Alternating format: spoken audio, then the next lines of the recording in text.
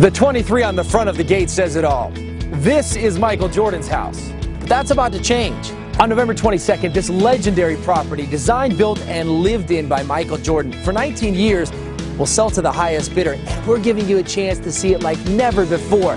Time to see behind the 23. In the next few minutes, an all-access pass to Michael Jordan's ultra-private compound. He was demanding that if you were going to come to the Breakfast Club, you were going to work. A former teammate reveals why Jordan's home was key to the Bulls' 6 titles. And the ultimate home court advantage. We're on the hardwood of Jordan's personal basketball complex, plus an island escape. You've never seen a pool quite like this.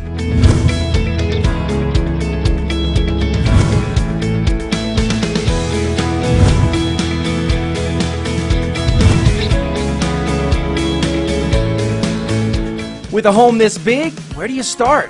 Let's go one-on-one with Michael's listing agent, Catherine Malkin, and get the flow of the home.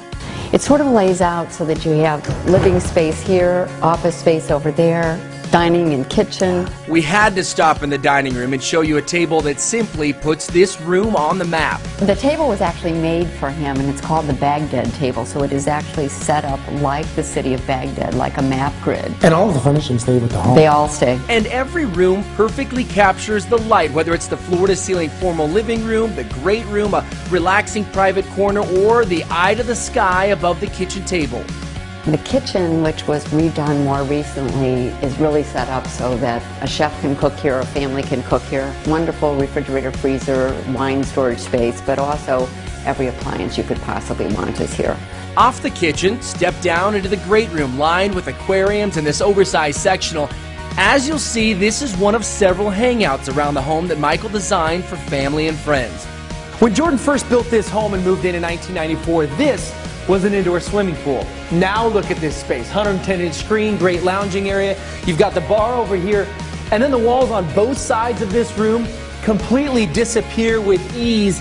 It's the ultimate in indoor-outdoor living. In fact, this sprawling patio can be accessed from 6 different areas of the home. At the center of it all, paradise, a one-of-a-kind infinity-edge pool. Smack in the middle, your personal island oasis. From a design perspective, this entire section of the home plays off the views and access of the pool and patio, including the 3-bedroom guest wing. The guest house has its own entrance, but it's also connected to the house. I was worried that maybe somebody would come and stay and never leave. It's so nice. And the guest house leads you to the most talked about spot in the home. There's definitely a different feeling when you come into this part of the house. I mean, can you imagine who probably sat around these chairs? Why? Look over my shoulder. That's Michael Jordan's private, regulation-sized, NBA quality basketball court. Now this is what I'm talking about. I mean, listen to that sound.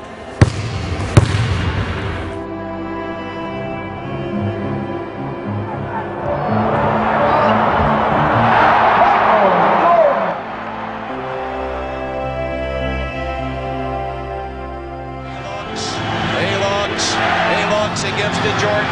Jordan to the circle, puts the shot in the air. Good! The game's over, and the Bulls have won.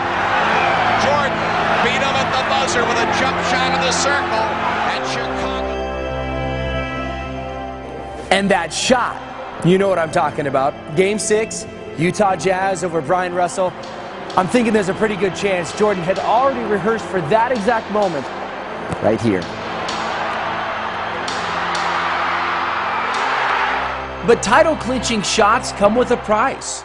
And nobody would think that the greatest player to ever play the game will put in that much work before he gets on the court. It was amazing to watch. It was amazing to witness. Randy Brown is talking about the Breakfast Club. The current assistant general manager of the Chicago Bulls won 3 titles with Jordan and was part of a group of players who would regularly train at Jordan's home. It really started off with Michael, he and Tim Grover, and it kind of spilled over to Scotty, Ron Harper, and then myself. They would hit Michael's weight room down on the lower level of the house in the mornings before practicing with the rest of the team. They were intense. But where did the name Breakfast Club really come from? The chef was there. You know, it was easy for, us to go work out and then have breakfast with his chef. But things have changed since the days of the Breakfast Club. The home has seen an extensive renovation, including much of the lower level. We did the wine cellar area that's behind it, but this used to be the exercise room. Now it became a card room, cigar room, just sort of a boys' room. And you would expect if this is a cigar room and there's the humidor right over here that you would smell smoke or something that hints this is a cigar room. Nothing. So there's a system that takes out all of the air that's not pure. It just smells good. Every part of the house, all filtered out. We told you there were some amazing hangout spots in the house, and we're not done yet. Let's go upstairs to a place that very few have seen. When Jordan wasn't winning championships with the Bulls, he was relaxing around his property. This was one of his favorite spots. This is actually the upstairs library, a room that he built when they remodeled the home in 2009. You've got your drop-down screen, and take a look at this space over here. In the adjacent room, there's the pool table, and the doors to this wing, not just any doors, but these are the doors that welcome guests to the original Playboy Mansion in Chicago up until 1974. Wow. You really can't do better than this. That's the great thing about the whole property, is that when you're outside, you're in an area that's completely away and on its own. And you're close to Chicago, so you have all of the things that you would want to do maybe in a big city. So we've shown you the 56,000 square foot home. Amazing. But this is a 7+ acre property. Michael brought in over 150 trees to line the property, creating ultra seclusion, ultra privacy. Then you have a pond fully stocked, a tennis court. It almost feels like you're on your own private golf course. After all, there is a PGA grade putting green right outside your door. And where else in the world will you find Jumpman flags? Pretty cool. The home, the 7+ acres, the legendary history, indeed an all-star lineup. I'm here with Nick Leonard. He's with Concierge Auctions and is actually the project manager here at the Jordan House. This originally listed at $29 million. You're telling me this will go to the highest bidder? Yeah, the property is going to sell to the high bidder on November 22nd. We can't wait. And a lot of people may be surprised that Jordan is auctioning his house. We do this all the time. And, you know, fame withheld, Michael Jordan has a lot of similarities to kind of our typical seller. He's an extremely savvy, very successful business person. He has a spectacular property, one of a kind, and he's not using it. So he's taking control of the market. He's setting a sale date. He's going to auction it to the high bidder. For anybody with any interest, it's now or never. If you'd like more information, just go to conciergeauctions.com. Call the number on your screen. Okay, I've got an official Chicago Bulls basketball right here. I'm going to put the pressure on Nick and ask him to sink an NBA 3 on Michael Jordan's home court. You think he can do it? Absolutely. All right. I think you got it? Yeah! Apparently, greatness rubs off. Don't forget, a new owner come November 22nd, the highest bidder.